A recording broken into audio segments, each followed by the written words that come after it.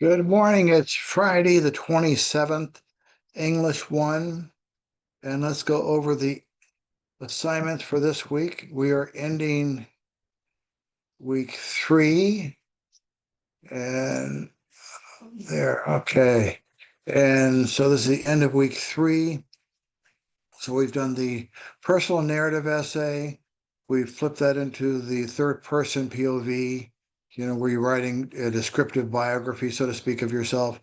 And now we're starting more critical thinking analysis essay. Essay 3 is looking at one reading from the Little Norton Reader, and you're going to analyze that one reading, that one essay, that one article. And the proposal was designed to help you as a student writer sort of focus on what it is about the essay that you found intriguing. How are you going to approach it? What do you need to find out about it, the topic, and also yourself in relationship to it, and also more of the introspective self-awareness type thing where you're understanding how you read, how you write, how you approach studying and research, so you can learn how to manage your strengths and also to compensate for your weaknesses. We all have those strengths and weaknesses. And the last one is when and where. It's critical that you have a very specific time and place that you do your classwork. It is so helpful. It allows you to focus in on what you're doing. It usually took me about 15, 20 minutes for me to get in the zone when I was a student. So you got to sort of allow yourself a few hours, half hour or so, to get into what it is that you're doing, to sort of focus on your reading and writing activity. So that said, let's take a look at what we have. We have the rough draft and outline. I thought I would go over the rough draft and outline today a little bit. And then we'll have a peer review, and the peer review is pretty straightforward. You post your essay and you can look at someone else's essay, make comments. I strongly encourage you to write as many words as possible in your rough draft. If you have a 300 or 400 word rough draft, it's going to be challenging for you to double that to make it 1,000 words. So let's take a look at the rough draft. I think I put a sample. Maybe it was an announcements. I put a sample. Okay.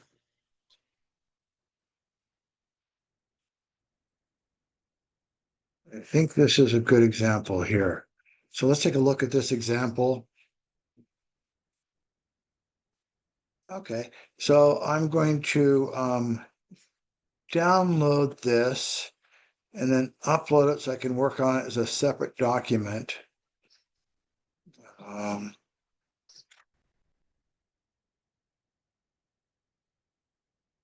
that way I can make comments on it. Okay, stop share. Going to reshare the screen so I can have that document. Great. Okay.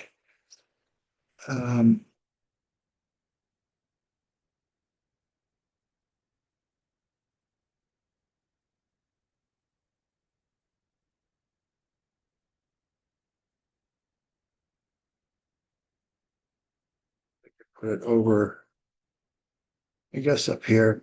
Maybe it'll stay. Okay. So let's take a look. I'll make this larger. Okay, so this is a rough draft. I think this is a very similar class to this one. It's September, so it's going to be a fall course, not a summer course, so that's a little different. So it has similar requirements for this essay 3. So you'll notice on the rough draft that it's similarly formatted, meaning that on the left-hand side, you have this information, which is the student's name, the professor's name, the class, and the date. So, but this is a rough draft, so I'm not going to get into it. But in an MLA formatted essay, this would be the class name for the third item, not the title of the assignment. The date is correct. You don't need to put the word count, but that probably helps for you. So that's okay. There's no points lost because of that. You have a title of the essay. I strongly encourage you to make the title a suggestive title that describes what you are going to be arguing in your essay, and every essay is an argument. So think about the introductory paragraph is going to have a hook. It's going to have some background context information. It's going to have an arguable thesis. So let's see if this rough draft does it. The first sentence, think about your rhetorical preces. The first sentence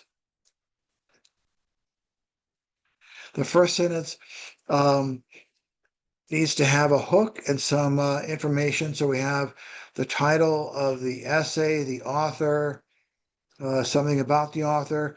So it reads much like the first sentence of a rhetorical preces.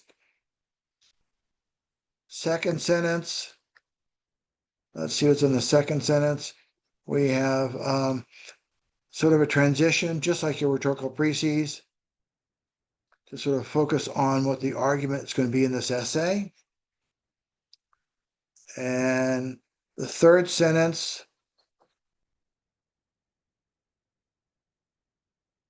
okay, so the third sentence is even more specific.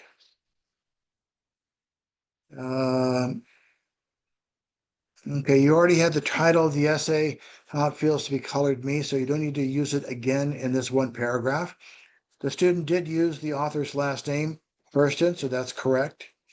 There's still some stuff missing, however. We need to have an arguable thesis, but I think this student it's still not arguable. A thesis is going to have three things. It's going to have the problem, and this sentence is identifying the problem, which is dealing with racism and prejudice that's being examined, in this case by Zordnell Hurston. So that's the problem. We're not sure how others are reacting to this problem.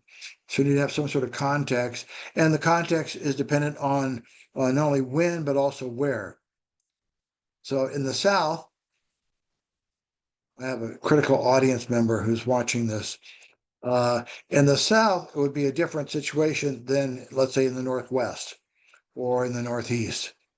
Or if it's in, let's say, third or fourth grade at school, or if it's in an adult work environment.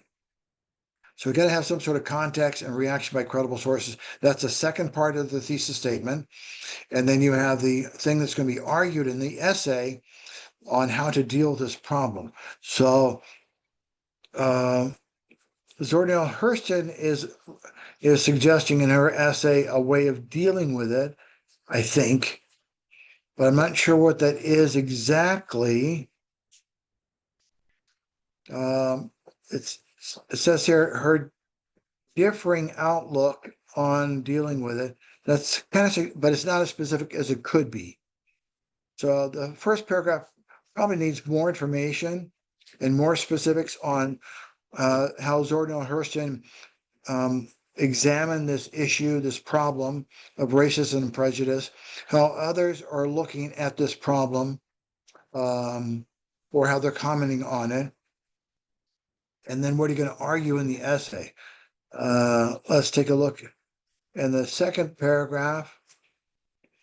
In order to, okay, so it's a little more detail in the second paragraph.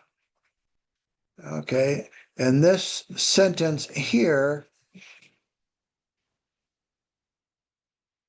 okay, let's see, this one has an in-text citation, singular, and essays 3, 4, and 5 will have that. So we have, for instance, while living in an all-black village, white Northerners would pass through the town, and while only being 12 years old, Hurston believed, comma, quote, here's a quote. So it's a pretty decent signal phrase that introduces the quote. Perhaps a bit wordy, but that's okay. The front porch might seem a daring place for the rest of the town, but as a gallery seat for me, ellipses, I'd wave at them. And when they returned my salute, I would say something like, howdy, do well. I thank you. Where are you going? Question mark, end quote. Okay. So technically, that's correct. You have an in-text citation. It's done well.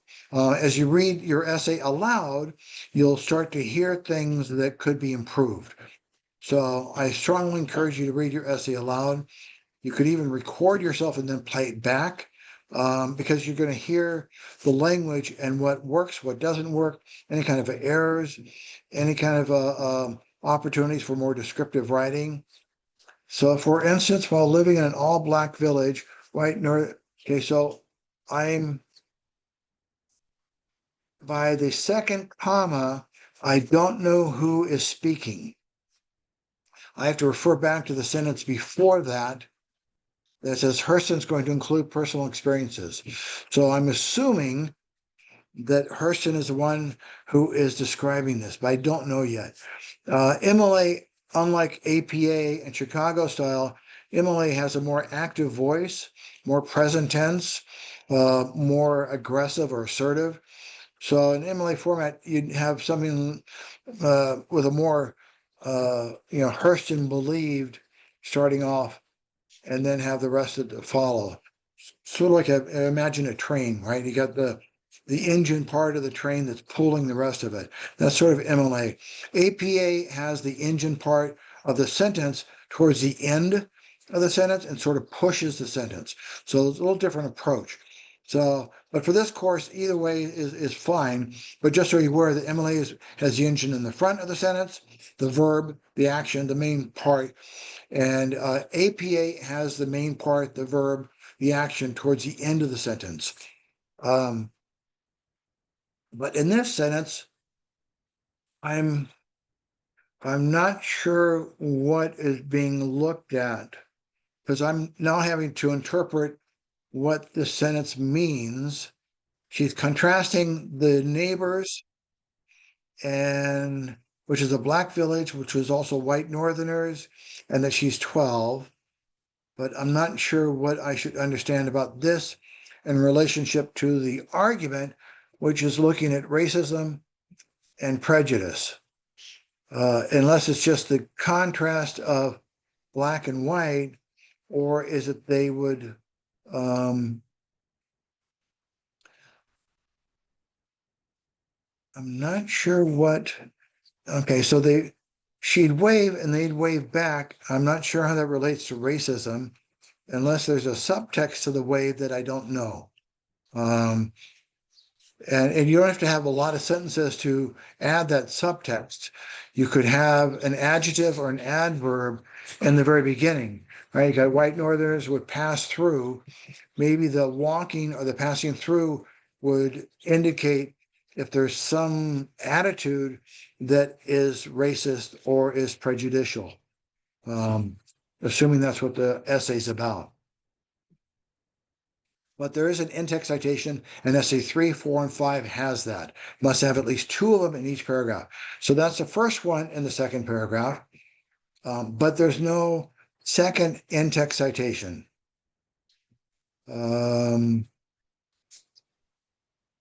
There's analysis, and that's good, but I want to have 2 in-text citations because academic writing is not only stating your opinion, but also supporting it with quotes from the text to verify that your opinion, your analysis, your perspective is correct.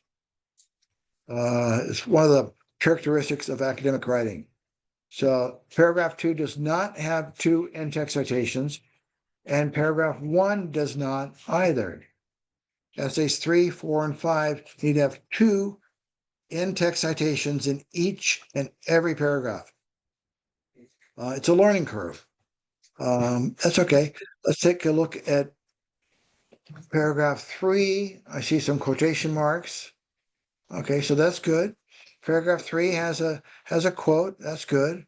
And this student is able to have a signal phrase that introduces the quote, which is very helpful. You do want to dump a quote into an essay without introducing it with analysis and context. Think of a sandwich. So you have buns or so. Think of just like you're going to a party and you've been invited to the party by a friend. You arrive at the party, you enter the room. There's a lot of people standing around. Someone has to introduce you to this group so they understand why you're there and what relationship you have to the host. And your signal phrase, what I'm highlighting here on the screen, for instance, while living in Jacksonville, she commented how. That's the introduction of this quote to the audience, to the group, to the paragraph. And you need to have that introductory signal phrase. Ideally, you'd have an active verb in that signal phrase that is doing some sort of action so the reader of the paragraph understands how this quote is functioning, what it's doing in relationship to the main topic of the essay, the thesis, but also to the subtopic, which is in the first sentence of the paragraph. So the first sentence of the paragraph should have a topic that relates back to the thesis of racism and prejudice. Okay, so this topic sentence, you have Thurston, who's now 13, and she's witnessing discrimination and racism. So if we're looking at paragraph 3, looking at a 13-year-old looking at racism, and paragraph 2 is a 12-year-old looking at racism, then, okay, here's 12. So maybe that's what is going to happen in this essay. They're looking at a chronological development of a person's perspective over time, looking at racism and prejudice. Maybe. I'm looking at things that are a pattern. You got 12 here, and you have 13 here. So maybe that's what the student writer is trying to do. So we have the quote, you have the last name of the author and the page number. That's correct MLA formatting. There's a lot of words being quoted. I don't know if they're all necessary. Someone is always at my elbow reminding me that I am the granddaughter of slaves. It fails to register depression with me. Slavery is 60 years in the past. Ellipses. Slavery is the price I paid for civilization, and the choice was not with me. Okay. Now, I don't think a 13-year-old thought that. Not that 13-year-olds can't have complex thoughts, but it's a little, right? It's pretty developed. So if there are words here that are reflecting the feeling that Hurston had as a 13-year-old, then those words could be quoted, but maybe the feeling needs to be interpreted by the student writer. So I understand a 13-year-old felt that someone was always next to them. But the language in these two sentences, in these 3 sentences, is pretty complex for a 13-year-old. And that's why I'm a little confused, because it started out with being a 13, unless,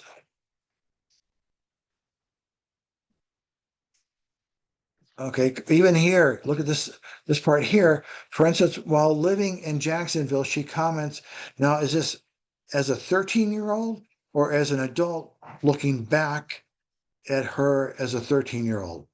Because it has present tense. For instance, while living in Jacksonville, she comments, and then the first sentence,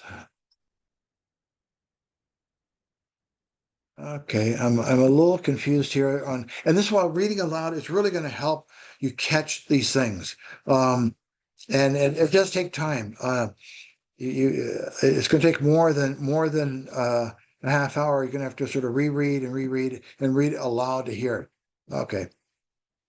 Okay, so this jumps back to the writer of the essay commenting, this part of her narrative is quite loaded, and I think it's agreeable among readers. I don't know what's agreeable. I don't know what this means, agreeable. That slavery is 60 years. Okay, slavery is sort of a fact So you can't really agree or disagree with a fact. You can agree with an opinion, you can agree with analysis, you can agree with a perspective, you can agree with, some sort of critique, but I don't know what's agreeable. It's almost like it's almost like the writer is treating it like it's a dish. It's almost like it's agreeable, like digestible. Yeah, yeah, Uh, and that's whatever metaphor and symbolism you want to use. If you want to use food, culinary art, as your vehicle to communicate this topic of racism and prejudice, that's cool. But anyway, so reading aloud really helps yeah, it might um, be a for strange you. choice.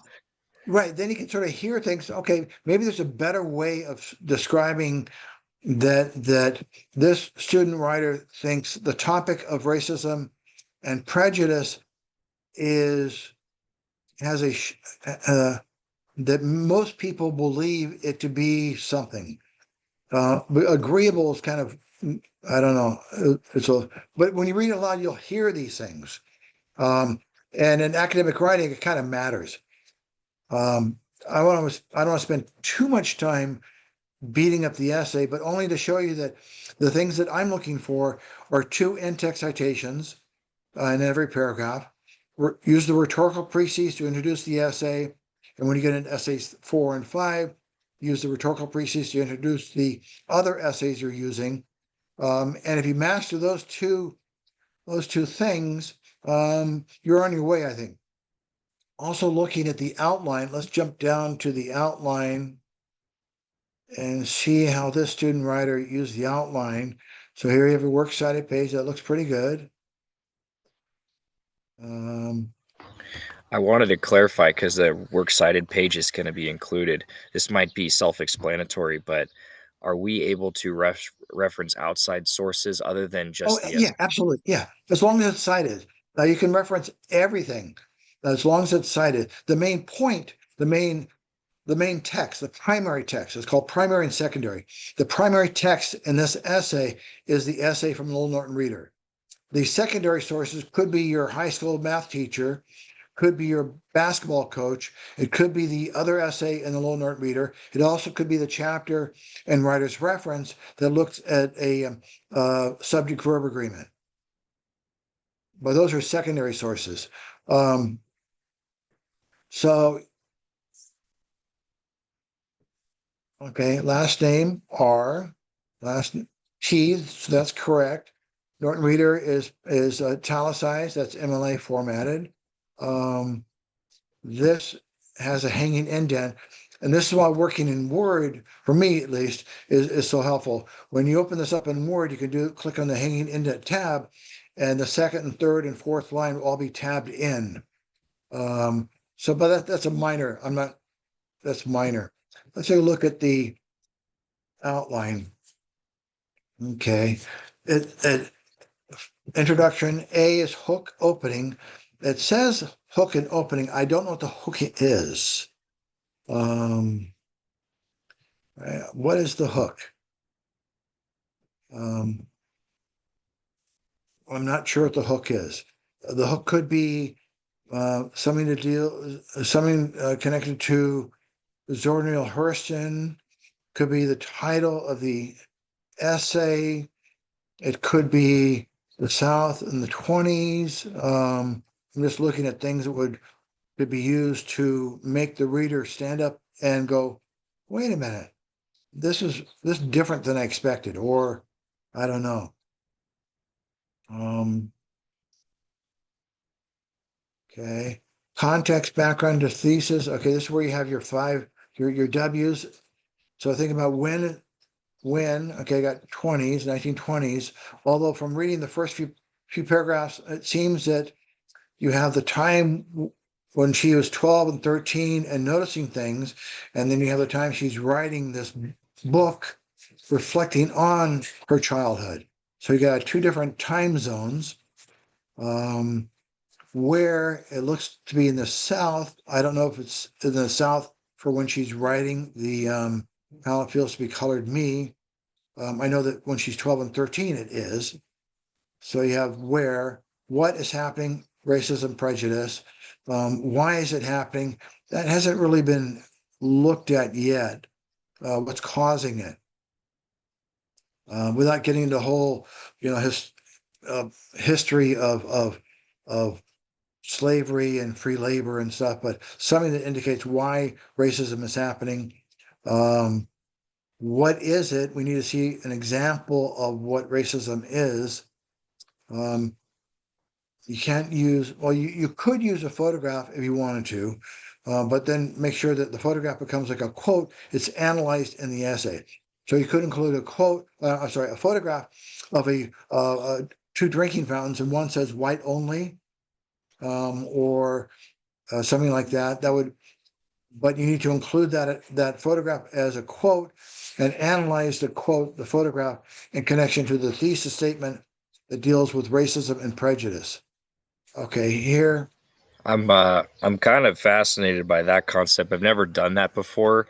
I know uh, you brought it up before, but I wanted to make sure.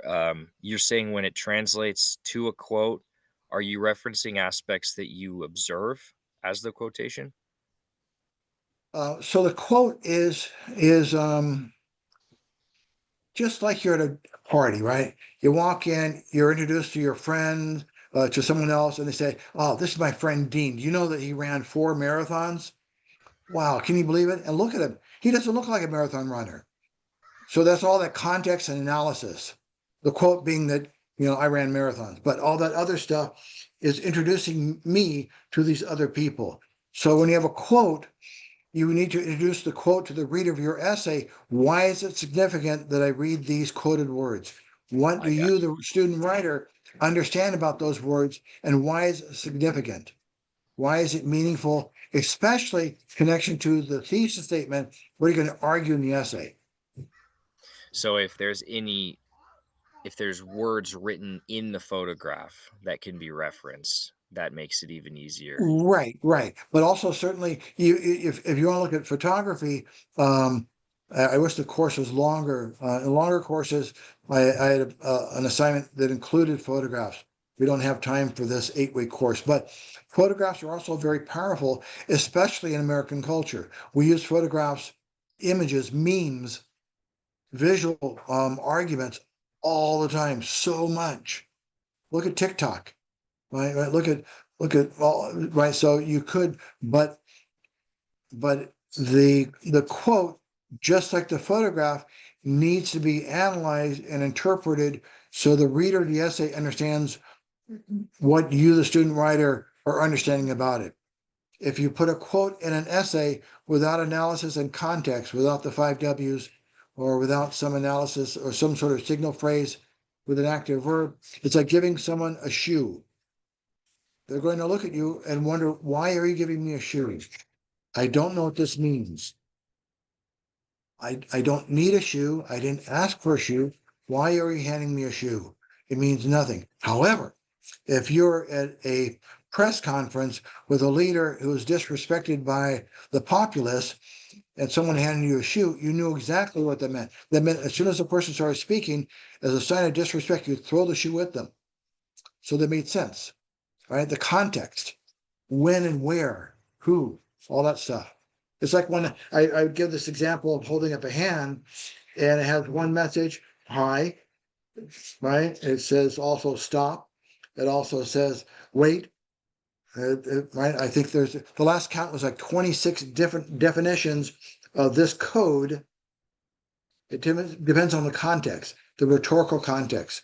Who's doing it? Why? If I'm driving, I could do this in the rearview mirror to let the person behind the car behind me know I'm saying thank you for giving me space or letting me in the lane.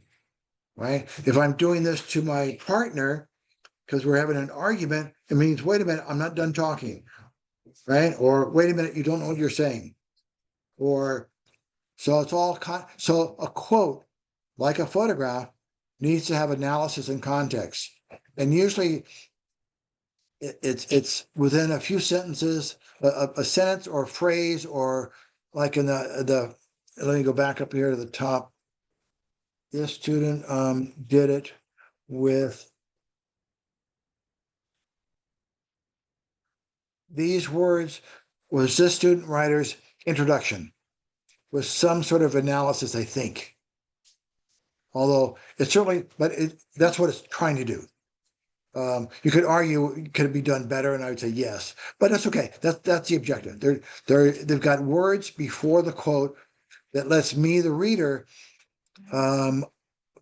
position this quote in relationship to the argument in this essay about racism and prejudice. Same thing with a quote that you have in your essay. Same thing with a photograph.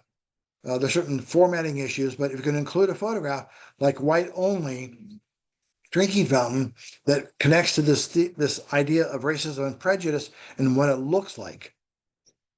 Now she's describing how it feels, that it's like someone is right next to my elbow.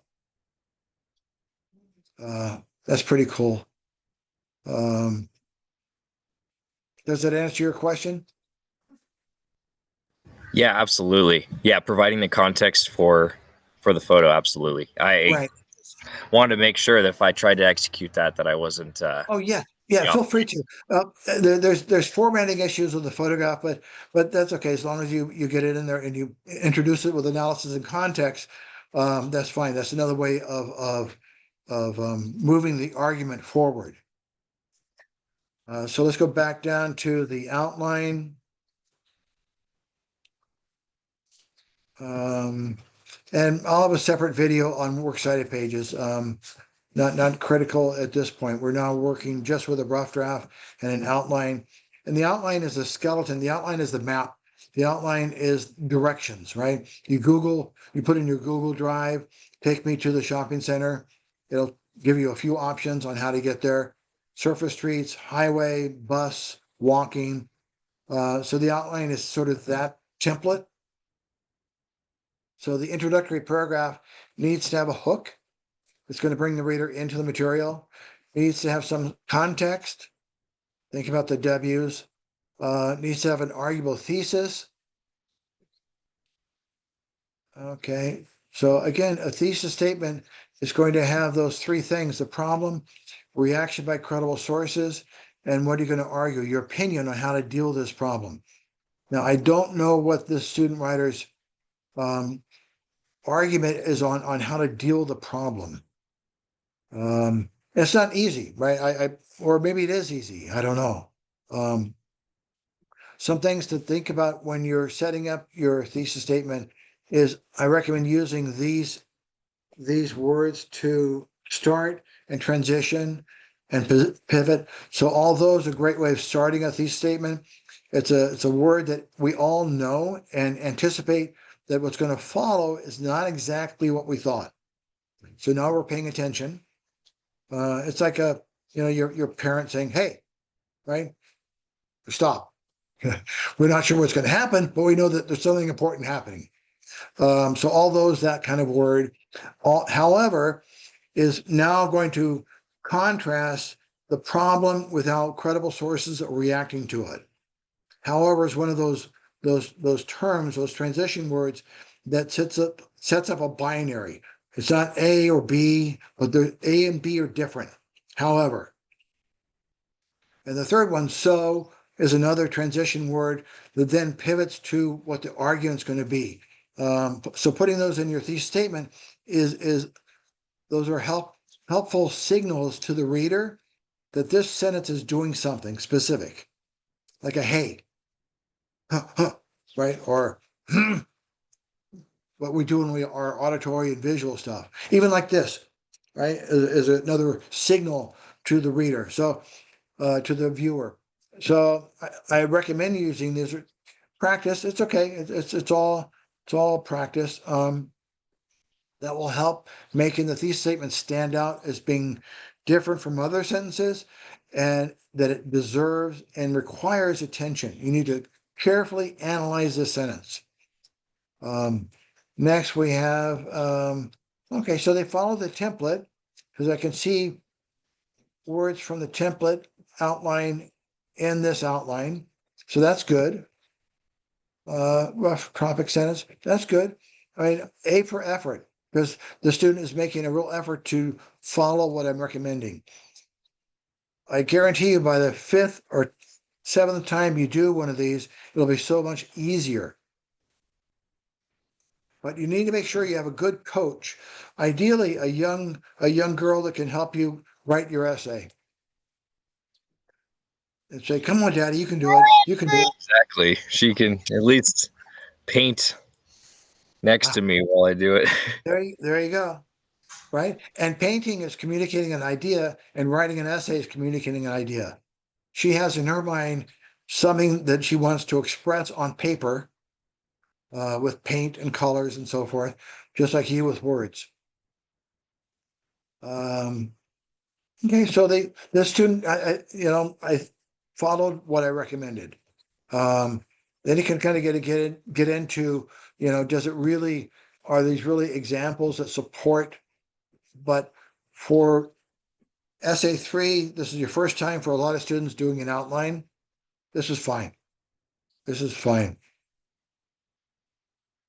Here you go, lots of detail, lots of information. Now remember that the outline is a skeleton, so you don't need to have complete subject-verb agreement sentences. You can have just key points and things you're trying to look at. In fact, the more succinct, the more terse, the more um, minimalistic the wording is in the outline, perhaps better because you can focus on the ideas and the topics and subtopics as opposed to the language of the sentences. And now we can contrast what you've written as a rough draft with this outline. Here's my map. Here's my Google map to go to the store.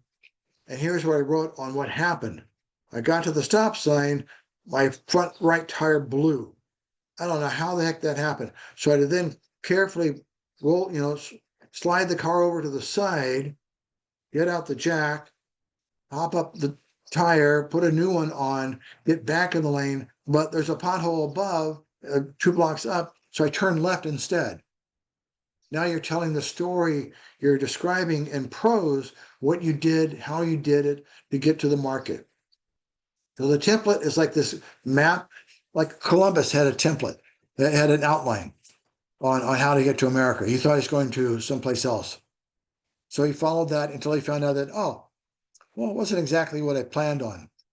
So then you go back and revise the thesis statement to reflect the journey, to reflect what you did right. Because maybe you found in the process of writing, like in this case about racism and prejudice, that a young person views racism and prejudice so different than an older person.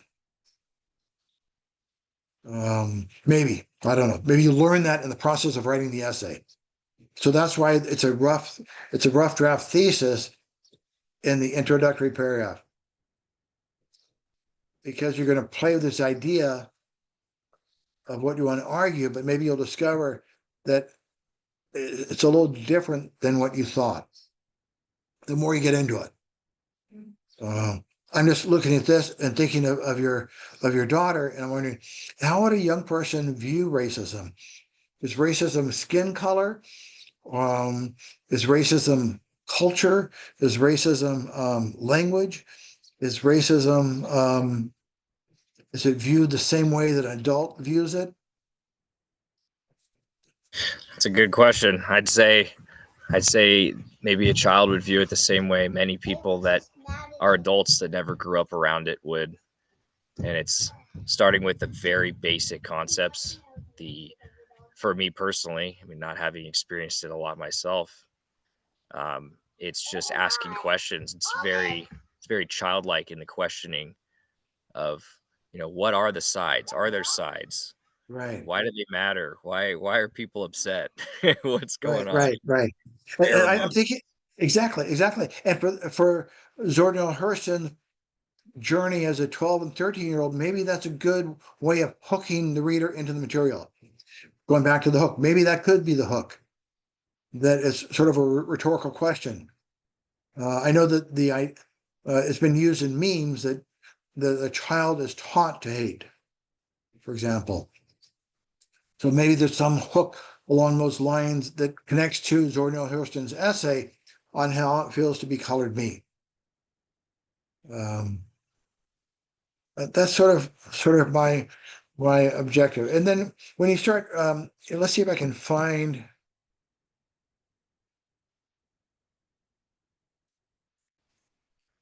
Let's see if I can copy this.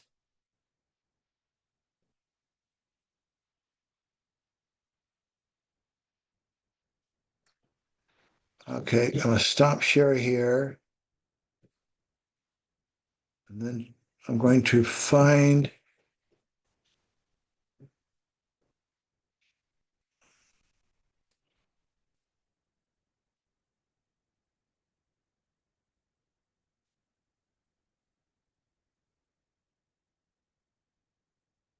Okay, go back here, share this screen. Okay, so now I'm on Google Scholar.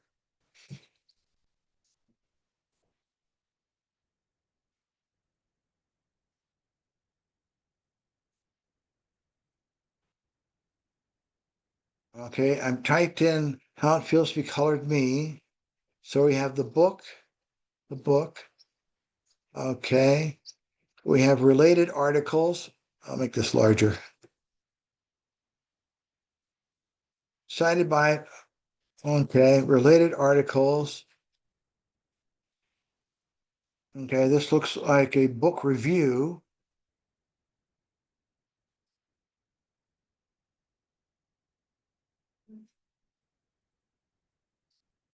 Even this paragraph on the screen, it's kind of nice. It has the one last quote, although it's a floating quote. There's nothing introducing it. So I would get rid of the comma in an essay. I would get rid of the period and make all those other words introducing this quote at the end. Let's see related articles.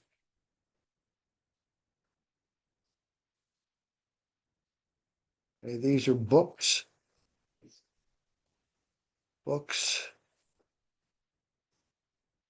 Okay, this could be interesting. Let's take a look at this one.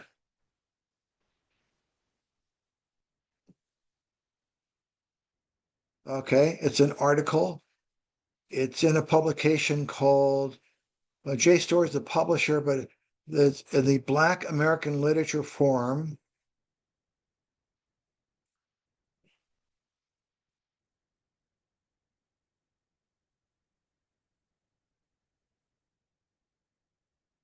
Okay, so this is many classes after this one. Can you see the screen okay? Okay, so you have the common critical portrait of Zora Neale Hurston is that of a romantic elitist separated from the day-to-day life of most of her Black contemporaries. Lots of context, right? In the context of this picture, their eyes were watching God, okay, provides an emblem of Hurston's withdrawal from political concerns in favor of personal relationships. Lots of analysis, originating Hurston's abrasive personality. And the first reading of her work, okay, abrasive gives us some idea how this writer views Hurston and views her writing, right? She has an abrasive personality. I don't know if that's good or not. In the first reading of her work, this view has become the premise supporting and reinforced by sexist assumptions concerning Janie, the heroine of Their Eyes Were Watching God, right? All kinds of analysis. These assumptions obscure Janie's role. Well, lots of analysis of the essay, of the article, of the book.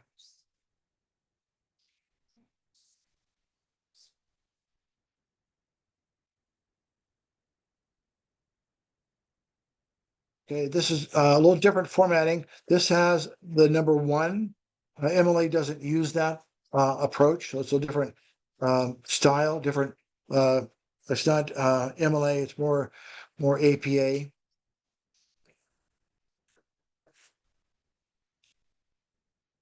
All kinds of analysis. Here's a quote: "Intellectual lynching, attacking the tradition of such limiting criticism as intellectual lynching." All kinds of analysis and context. Okay, next. With these exceptions, a critical conscious condescends to and oversimplifies Hurston's art and Janie's experience. Darwin Turner's portrait of Janie typifies this consensus. All Janie wants is to love, to be loved, and to share the life of her man. But like the witch, goes on and on. But that's where I want you to go in many classes after this one. It's rich with analysis. I can argue against this writer. And you want to have a strong enough, a clear enough position in your own essay that someone can say, no, I disagree with you. Um, It's interesting because I'm tempted in most forms of communication to take a more diplomatic stance, at least right. in the context of an unknown audience. And so it's a very vulnerable thing to come out and decidedly be on my own opinions. This is how I Yeah. think, and bring it on, pretty much. Yeah. Yeah. Well, and yes. And as long as you have a quote from a reliable source, a credible source that supports your position, then it's arguable. If it's simply saying, I don't like orange, you can't tell me orange is good. I hate orange. Orange stinks. I don't like the color. I don't like the flavor. You can't, oranges are bad. Okay. Uh, there's nothing there. But if you bring in medical research that shows that the acidic makeup of an orange can cause injury to the digestive system if exposed to it too long, okay, now I understand why. But your personal opinion needs to be verified by a credible source, which is tough because we've been taught, especially as Americans, that our opinion is all that matters.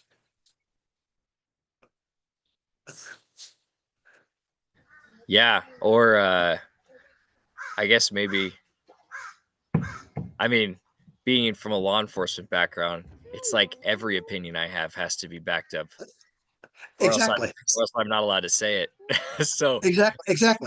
Right. it's So like a training exercise. yeah, right. So in the context of your environment, you have um, a large library of not only cases but rulings. Oh, you got the whole team there to help you.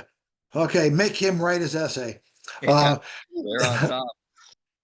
so you have in your context you have a large library of rules and regulations that need to be followed, and you can argue, is that really, if you wanted to, is that ruling really fair given that this woman glasses broke because she had a heart attack and that's why she ran into the stop sign?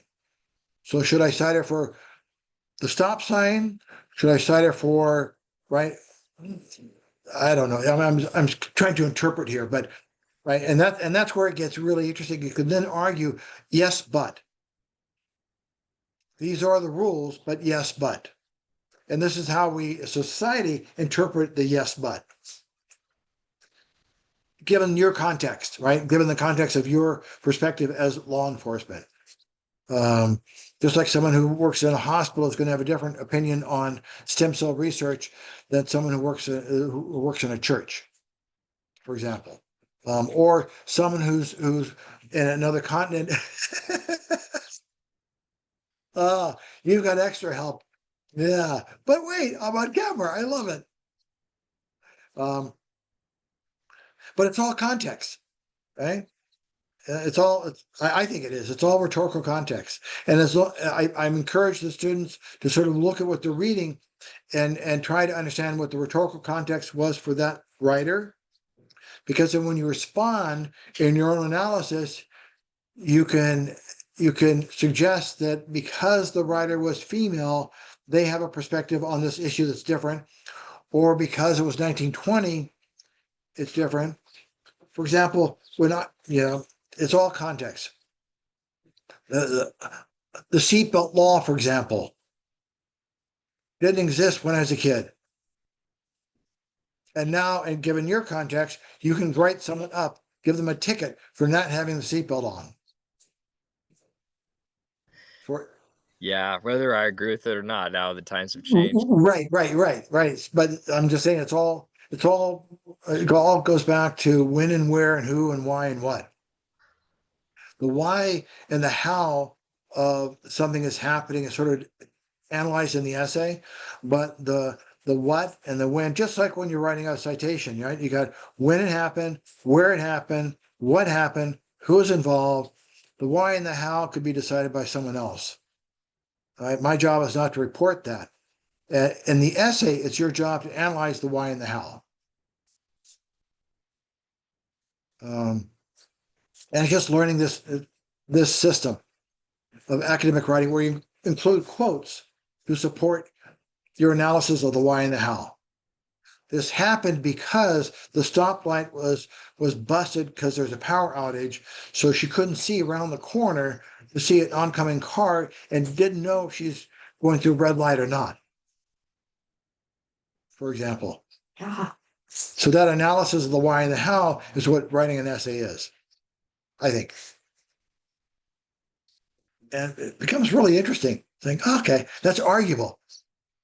I could understand that. Or no, not at all. You're missing the point. The point is there's a four-way intersection. Everyone should stop and look both ways. Yeah, I found myself doing that in the first questions that we came up with based on the essays for the first Uh-huh. assignment. I found myself asking questions that weren't necessarily related to the text. They like they were they kind of represented a stream of consciousness.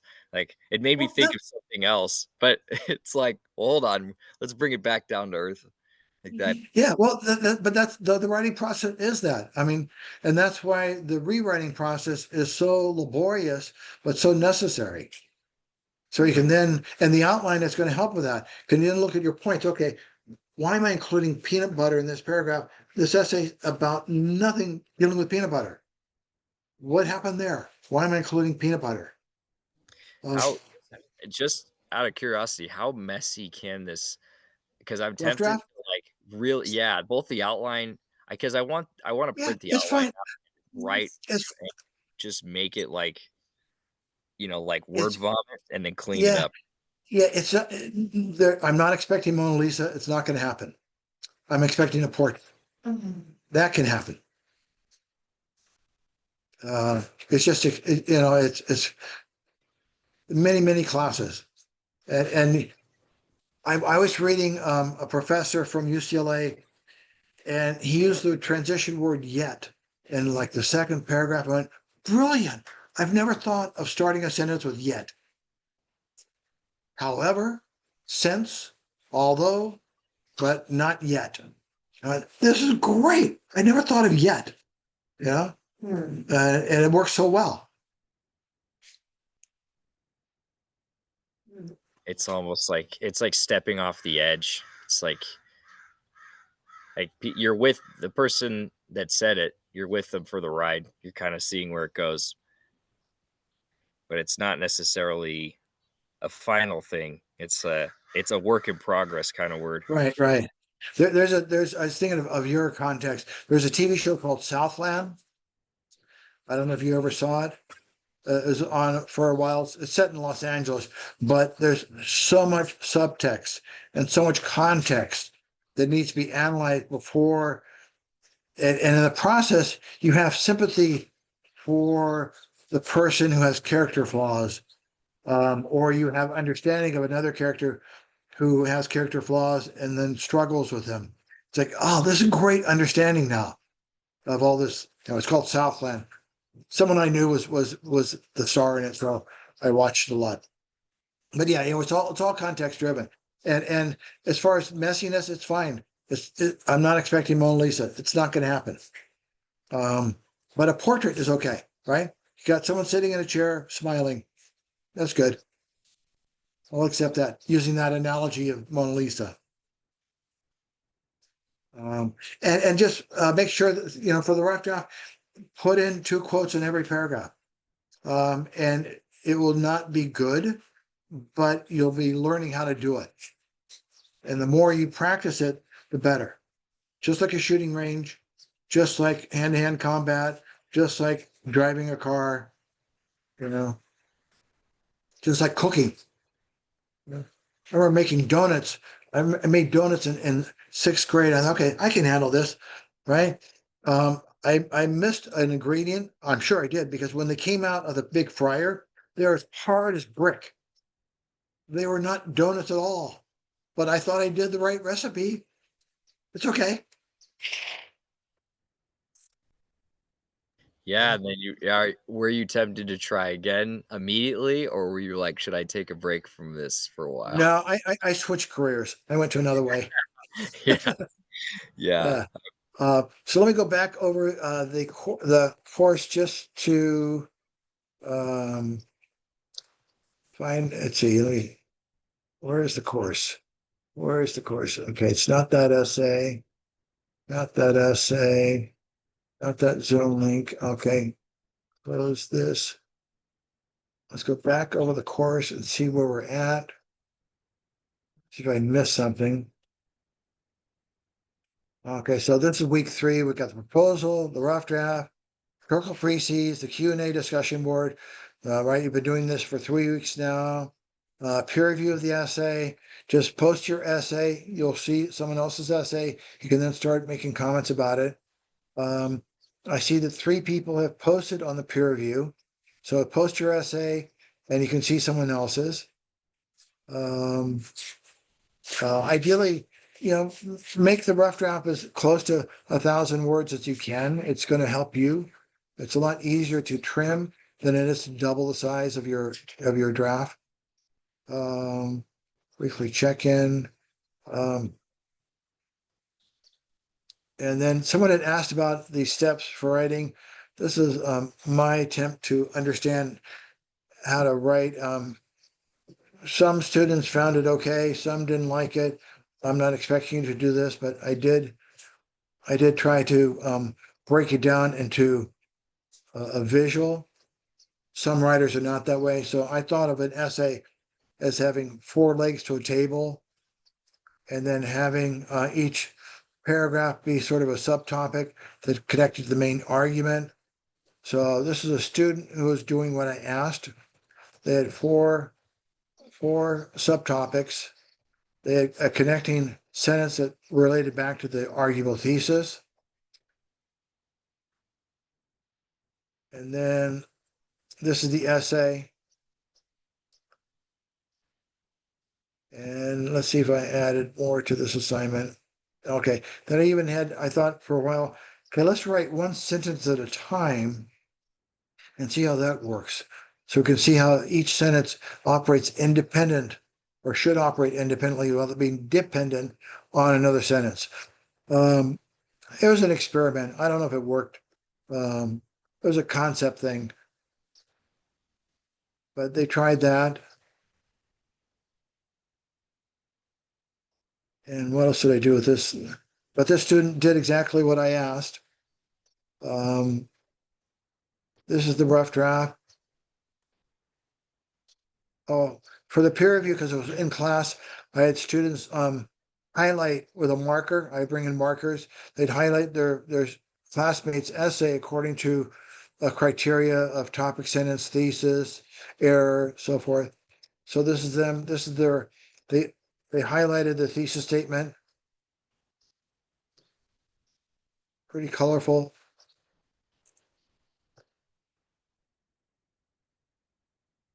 And this is a peer review by a classmate following similar criteria. They added some comments. Pretty helpful, I think. So even as an instructor, it's just keep trying different methods to see what's going to work the best. I'm not sure if this approach was the best, but I tried it anyway. So that's on steps on writing an essay.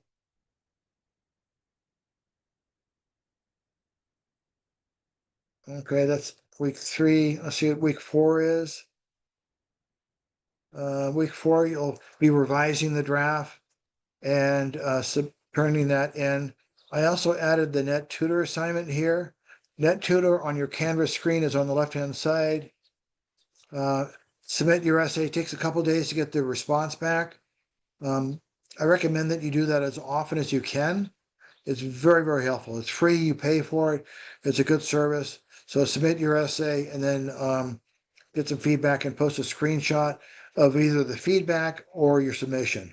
I think the more times you have someone else look at what you're writing, the better off. So that's NetTutor. And then we'll start looking at 1984. And we'll have a discussion on the chapters, the first 8 chapters. So if you don't have the book, get it now so you can start reading it.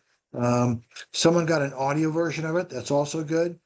It's a little challenging for the Q&A discussion board when you only have an audio version because you got to find the quote you want to use or the character statement. But that said, I use audiobooks all the time. It's really helpful. But next week we'll start looking at the novel 1984 by George Orwell and using that as a main topic. Some students had questions on the traffic graphic organizer.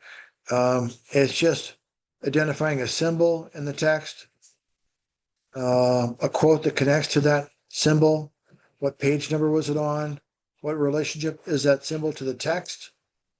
What are the characteristics of that symbol? Could be the size, could be how it functions, could be if there's a smell to it or a taste to it. How does it connect to any kind of big ideas in the essay or in the book or in the chapter? Let's open up this sample here. So in this one, it gives some 9 different symbols that are in the novel. There are more than that, but here are some 9. Here's an example of the symbol tracker. So you got symbol is ulcer.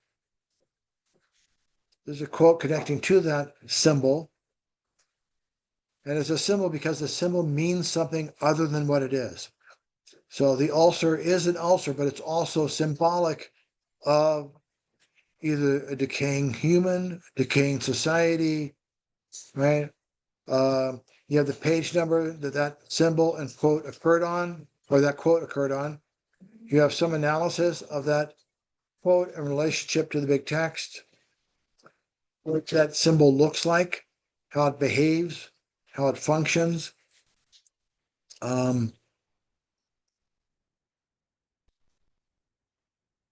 How does it connect to bigger ideas, either in the novel or in the character's ideology or in the subtext or in how the writer is developing characters? You want to get even further deep into literary analysis, how literary theory is being applied, and then some sort of analysis of it.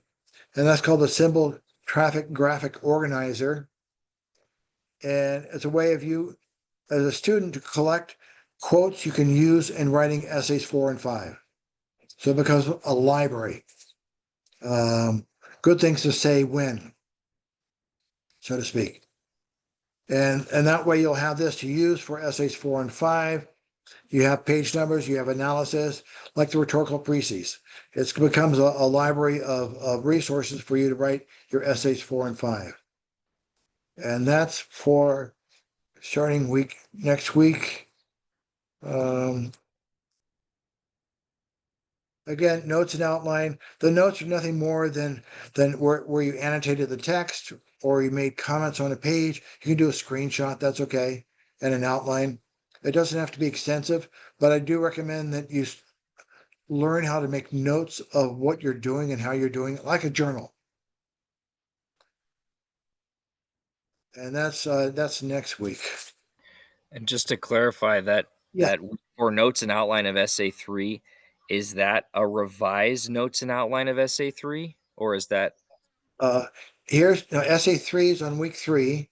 okay? And week 3, we have a rough draft and outline. Okay. Essay 4 is going to have notes, not essay 3. Okay. So week 4 is the notes and outliner for essay 4. Oh, Oh, wait, no, I'm sorry. Thank you. Okay. Yeah, you are correct. Okay. It's notes and outline for SA3. My mistake. Um, in the final draft. So the notes are what you sort of see if I can.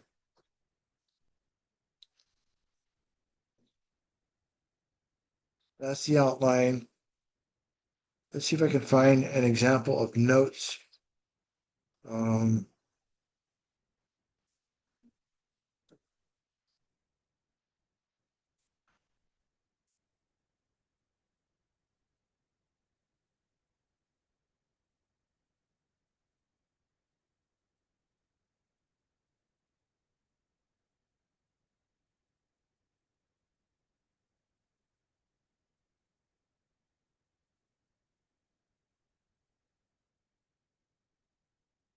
I'll have. Let's see. Let's see if I can find some notes. Essay notes and outline. Um,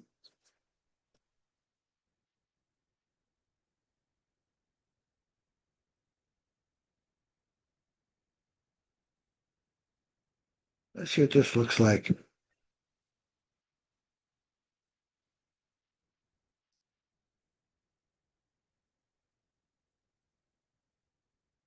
Okay, so this is what this student wrote for notes.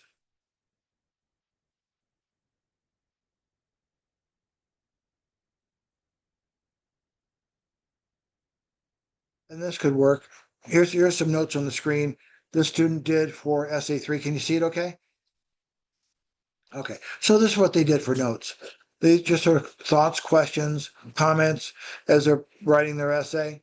So it could be something like this. It could be if you're writing in a journal, it could be a screenshot of it. If you're working in Word and you're making notes as you're writing and they're in the margin, that can also work, like an annotated book. Um, so it could be something like that. It doesn't have to be complex. I just want the activity of reflecting without writing an essay, reflecting without writing an outline.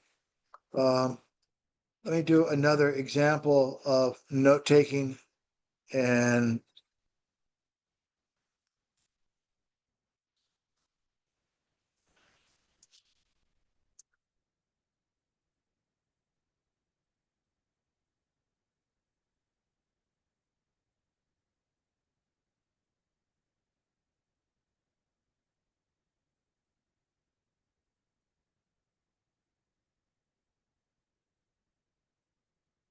okay.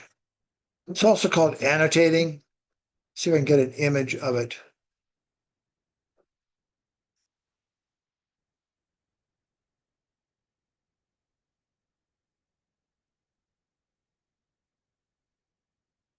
Those could be considered notes. What's handwritten. Can you see the screen okay? I think it's just about to catch up. Okay, yeah. Sometimes when I switch from screen to screen, it doesn't happen. I'll let you know So when I see it. I'll give you a thumbs up. I reshare. Okay, I reshared the screen. Still waiting, but I think after usually within like 30 seconds it refreshes well. Okay, So so it's also called annotating, although it doesn't have to be that extensive, but just the activity of making a note. Why did Winston do this? And that's your note. And then you have another note. Ah, Winston did this because of Julia. And then maybe another note. Why did why was this spoken on the loudspeaker?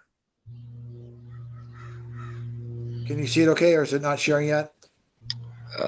not yet, but I Yeah. usually it's probably like seconds away from showing. But I remember you showed it earlier. It was the peer review. It was in person. It was something like that. Something like that. Let me just maybe get a different way of The annotations were in the margins. Right, exactly. Yes. Yeah. Okay, yeah, I do remember that. Uh, Trying to get a visual. This one. That's funny. Most of them show up pretty quickly. I don't know why this one's Yeah. still. Oh, there it is. I see it now. Okay. Okay. So it's nothing more than whatever the non-typed words are. Okay. So it could be a screenshot of that. I just want the activity of making a note, not writing a sentence, not making an outline, but a note about what is either being written or what you're reading. So maybe you got a page out of 1984 or a page out of the essay from Lodnor Reader, and you've made comments on that. So, for example, on the essay about how to be colored me, let's stop that. Let's go back and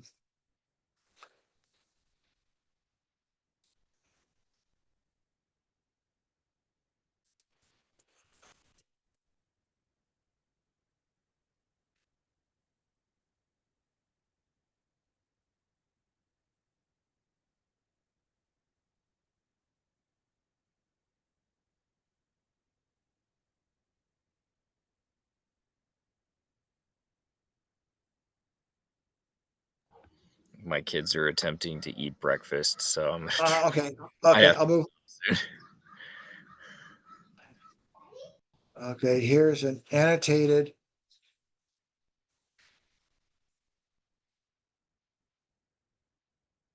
Okay, can you see the screen now? Okay, so this one has to be typed. So if you're working in Word, is it breakfast? Okay, all right. So we'll stop there because it's time to go take care of kids. But thank you so much for your time. That's an example of annotation, also an example of note taking, uh, in addition to writing the essay and the outline. Bye bye. Thank you so much for taking the time. Okay, thank you. Have a good weekend. Take care. Bye. You too. Okay, Bye. bye bye.